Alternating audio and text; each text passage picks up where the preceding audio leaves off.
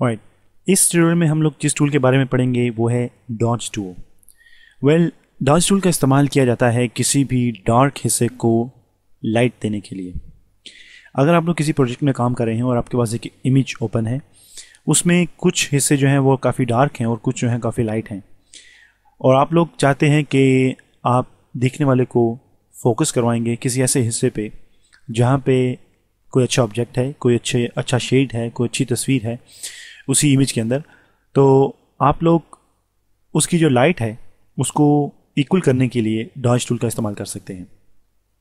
इसको और सिंपली बताने के लिए मैंने यहाँ पे एक इमेज ओपन किया है और यहाँ पे मेरे पास ये जो पिक्चर है इसके सेंटर में यहाँ पे काफ़ी लाइट है, जबकि इसके बैक साइड पे ये जो पेन है इसके यहाँ पे बैक साइड पे और इसके टॉप पे यहाँ पे ब्लैक लाइट है। So what I am going to do is I am going to go click my dodge tool, और मैं यहाँ आपको बताता चलूँ कि मैंने इस इमेज के मुताबिक इसका जो मास्टर डायमीटर है उसको सेट किया है और इसकी जो हार्डनेस है वो all the way down to 0, and इसकी जो रेंज है वो बाय डिफ़ॉल्ट मिड टून्स है। इसका जो एक्सपोजर है दैट्स 26, हो सकता है कि आपका जो बाय डिफ़ॉल्ट है वो 50% हो, so I am gonna use it for 26। और अब मैं यहाँ पे क्लिक करके इसको ड्रैग करूँगा इस पिक्चर के एंड तक। लेकिन मैं आपको एक और बात यहाँ पे बताऊँ कि अगर आप लोगों ने डॉज टूल का इस्तेमाल किया है और आपने दोबारा उसी जगह पे डॉज टूल का इस्तेमाल किया है, तो आप लोगों को वहाँ पे जो लाइट है उस लाइट में और ओरिजिनल लाइट में काफ़ी फ़र्क नज़र आएगा। इसलिए कोशिश ये कीजिए कि इसका जो साइज़ है उसको एक ही दफ़ा सेट कीजिए, और सेट करने के बाद आप लोग डॉज टूल का इस्तेमाल 1 या 2 दफ़ा करें। So I am gonna click and drag.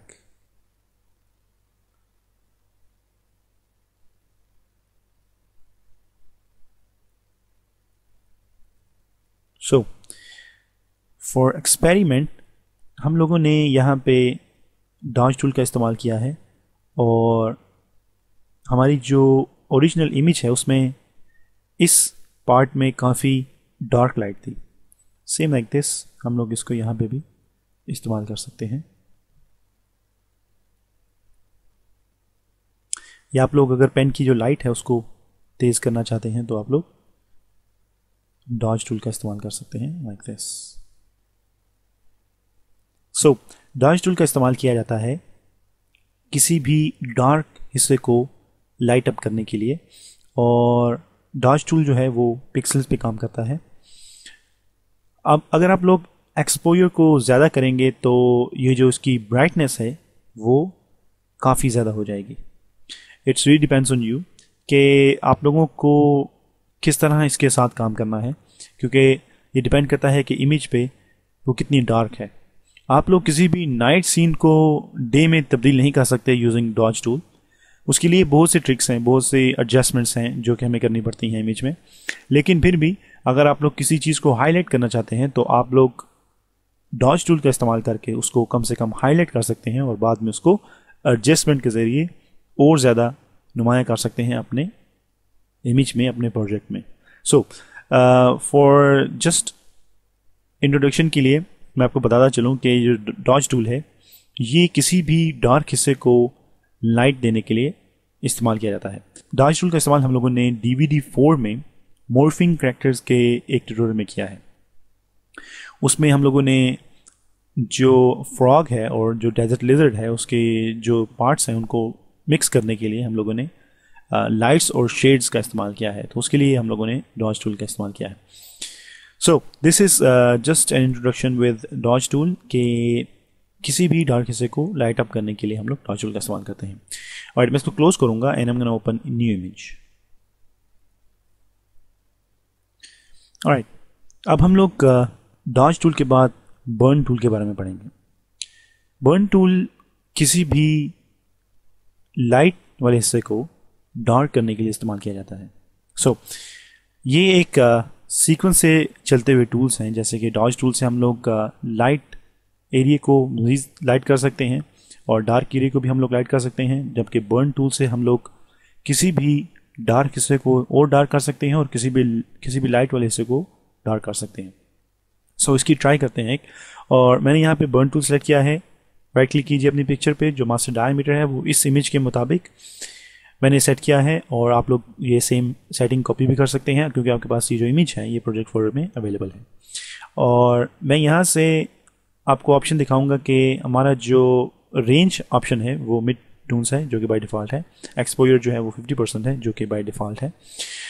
Now मैं इस इमेज में ये जो हाथ के नीचे वाला हिस्सा है जहाँ पे लाइट जो है वो काफ़ी डार्क है, मैं इस बर्न टूल का इस्तेमाल करूँगा और इस डार्क हिस्से को और ज़्यादा डार्क करूँगा। इसका नाम बर्न टूल इस वजह से है क्योंकि जब भी हम इसको किसी भी जगह पे यूज़ करते हैं तो इसका इफ़ेक्ट जो है वो इस तरह आता है जैसे कि कोई चीज़ जल चुकी हो और उसकी आप लोगों ने पिक्चर ली हो। सो अगर इसका इस्तेमाल एक जगह पे ज़्यादा दफ़ा किया जाएगा तो आपको सेम बर्निंग इफ़ेक्ट मिलेगा, जो कि हो सकता है कि आपकी रिक्वायरमेंट ना हो, लेकिन आप लोग इसका इस्तेमाल करके पिक्चर को डार्क कर सकते हैं लाइक दिस।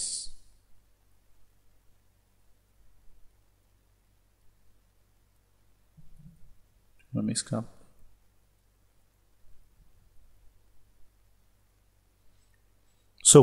हम लोग डॉज टूल का इस्तेमाल कर सकते हैं किसी भी हिस्से को लाइट देने के लिए, और बर्न टूल का इस्तेमाल कर सकते हैं किसी भी हिस्से को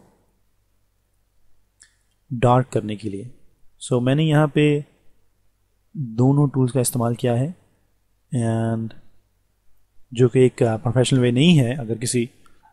अगर आप लोग किसी भी लिहाज से देखेंगे तो आप लोग एक साथ बर्न टूल और डॉज टूल का इस्तेमाल नहीं कर सकते, आप लोग उसको हल्का हल्का अप्लाई करेंगे। लेकिन मैं आपको जस्ट एक आइडिया के लिए बता रहा हूँ कि हमारा जो डॉज टूल है उसका हम इस्तेमाल करते हैं लाइट देने के लिए, और जो हमारा बर्न टूल है उसका इस्तेमाल हम लोग करते हैं किसी भी हिस्से को डार्क करने के लिए। इसके साथ हमारे पास एक और टूल अवेलेबल है, वो है स्पंज टूल। ये स्पंज टूल जो है ये किसी भी इमेज में जो कलर्ड पिक्सल्स हैं उनको ख़त्म करता है और उनको सैचुरेट करता है। उसको सैचुरेट भी कर सकता है और डीसैचुरेट भी कर सकता है। उसके लिए मैं यहाँ पे जूम इन करूँगा और यहाँ पे जो हमारे पास फूल है इसके ऊपर हम लोग स्पंज टूल का इस्तेमाल करेंगे, और मैं इसका जो डायमीटर है उसको थोड़ा सा बड़ा करूँगा। इसकी जो सेटिंग है इस वक्त वो मूड हमारे पास डीसैचुरेट है और फ्लो जो है वो 50% है। मैं इसको यहाँ पे अप्लाई करूँगा और आप देखेंगे कि डीसैचुरेट से ये जो इसके कलर्ड पिक्सल हैं उनको ख़त्म करेगा।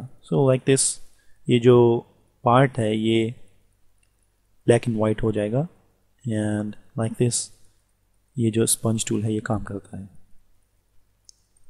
अगर मैं यहाँ पे मूड में इसकी जो सेटिंग है उसको सैचुरेट करूँगा तो इसके जो कलर्स अवेलेबल थे वो हमारे पास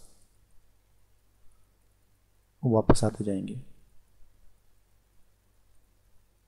तो ये डिपेंड करता है आपके ऊपर कि आप लोग किस तरह के प्रोजेक्ट में काम कर रहे हैं, और पिक्चर को डीसैचुरेट करने के बहुत से तरीके हैं।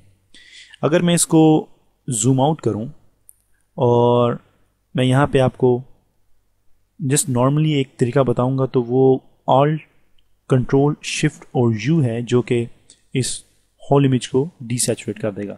लेकिन अगर हम लोग इस तरीके से डीसैचुरेट करेंगे तो हम लोग स्पंज टूल से हम लोग इसको दोबारा कलर में नहीं ला सकते, क्योंकि ये एक टोटली अलग तरीका है कि हम लोग किस तरह इमेज को डीसैचुरेट कर सकते हैं या सैचुरेट कर सकते हैं। अगर मैं इसको दोबारा कलर करना चाहूँगा तो मेरे पास उसके काफ़ी तरीके हैं जो कि हम लोग नेक्स्ट वीडियोज़ में भी पढ़ते रहेंगे, कलरिंग में और मिक्सिंग में। ये 3 टूल हैं। डॉज टूल से हम लोग लाइट देते हैं, बर्न टूल से हम लोग लाइट कम करते हैं और डार्क करते हैं, और स्पंज टूल से हम लोग इमेज के जो कलर पिक्सल हैं उनको ख़त्म करते हैं या फिर उनको दोबारा कलर भी किया जा सकता है। ये जस्ट एक इंट्रोडक्शन है इन 3 टूलों के साथ आपका, ताकि आप लोगों को बाद में पता चल सके हम लोग किस तरह इनके साथ काम करेंगे।